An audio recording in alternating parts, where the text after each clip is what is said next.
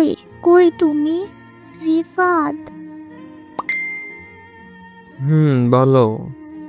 কি করো? আকাশের সূর্য দেখি। কিন্তু এখন তো রাত 2টা বাজে। ও আচ্ছা, রাত 2টার সময় মানুষ কি করে? ঘুমায়।